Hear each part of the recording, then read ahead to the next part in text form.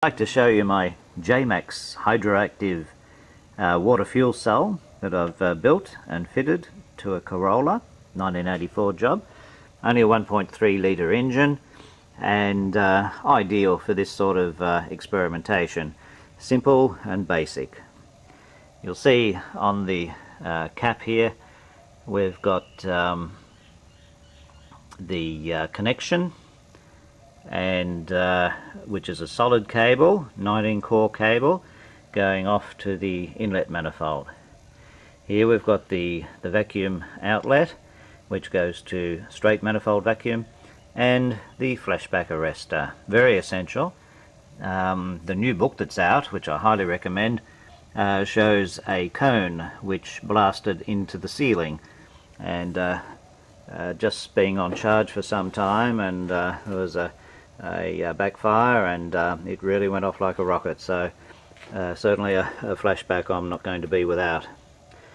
This is just a solid aluminium block, machined up and bolts on with a stud, quick release clamp, and which is really great because you can get into the cell in a matter of seconds and examine the water and just see what sort of state that's in.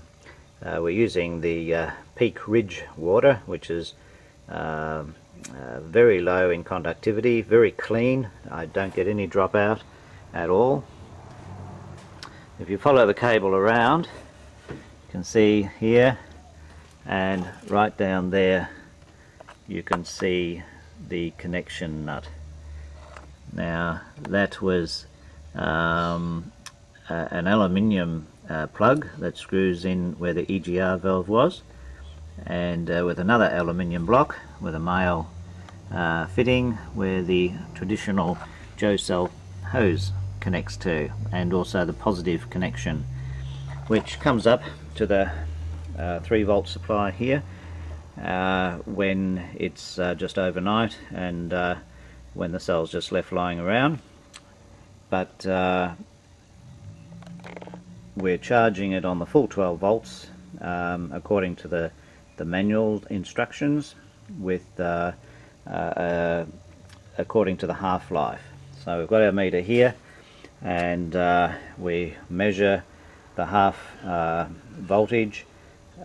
voltage at the appropriate time, and when it goes below that, then we give it another charge. Here we're measuring the current, and it's only about 150 milliamps. Let's see. Okay, getting up to about 200, 175, it's on the 250 scale, so it's about 150, so just sliding back a little bit, 165, 155 milliamps.